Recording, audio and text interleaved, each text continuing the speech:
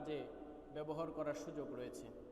যেরকমভাবে একটা বস্ত্র সেটা যেরকমভাবে মোকাবেলা করার জন্য ব্যবহার করা হয়, আবার ওই অস্ত্র দ্বারা একজন পরম বন্ধুকে গুলি করে হত্যাও করা যায়। তো আগুন এটা কল্যাণেও মানুষের ব্যবহার হয়, আবার অকল্যাণেও ব্যবহার হয়। যেই সমস্ত দুষ্কৃতিকারী মানুষ রয়েছে তারা বিভিন্ন সময়ে এই আগুন সন্ত্রাস করে থাকে, যেটা আমাদের দেশে খুবই কমন ঘটনা। কোনো উদ্দেশ্য হাসিল যদি করতে হয়, বিশেষ করে রাজনৈতিক পলিসি বাস্তবায়ন করতে হয়, বা নিজেদের কোনো ঋণকে মওকুফ করানোর জন্য যদি ব্যবস্থা থাকে, তাহলে আগুন সন্ত্রাস করাটা খুব আমাদের দেশে একটা কমন ব্যাপার হয়ে দাঁড়িয়েছে। আল্লাহ সুবহানাহু ওয়া তাআলা কোরআনুল কারীমে বলেন, আল্লাযী জাআলা লাকুম মিনাশ শাজারিল আখদারি নারান ফাইযা আনতুম মিনহু তাওকিদুন। তিনি তোমাদের জন্য সবুজ বৃক্ষ থেকে আগুনের প্রজ্বলন করে থাকেন।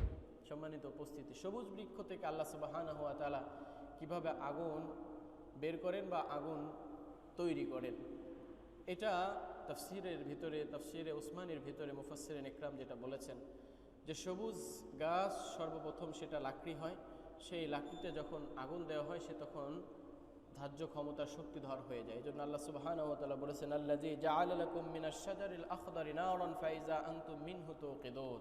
তিনি তোমাদের জন্য সবুজ বৃক্ষ থেকে আগুন উৎপাদন করেন এবং তোমরা তা থেকে প্রজ্বলিত করে থাকো বা আগুন ধরিয়ে থাকো। সম্মানিত উপস্থিতি, ফলে আগুনের মাধ্যমে যেরকমভাবে কল্যাণের দিক রয়েছে, ঠিক অনুরূপভাবে আগুনের অকল্যাণের দিক রয়েছে। শত শত টাকার সম্পদ, একটা মেচের যে কাঠি দেশ একসাথে আগুনের দিয়ে সব কিছুকে একেবারে ধূলিসাৎ করে দেয়া যায়।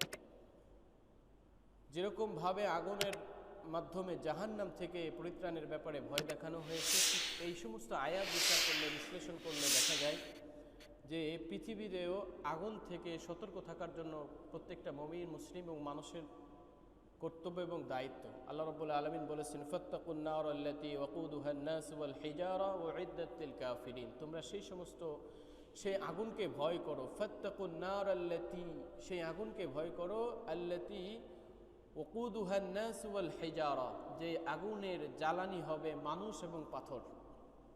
কাল কিয়ামতের ময়দানে, হাসরের মাঠে বিচার ফয়সালার পরে যে সমস্ত মানুষ জাহান্নামের টিকিট প্রাপ্ত হবে, তারা জাহান্নামে যাবে এবং জ্বালানি হিসাবে, জাহান্নামের আগুনের জ্বালানি হিসাবে মানুষ ব্যবহৃত হবে এবং পাথর ব্যবহৃত হবে। সুতরাং যেই মানুষ পৃথিবীতে আগুনকে কল্যাণকর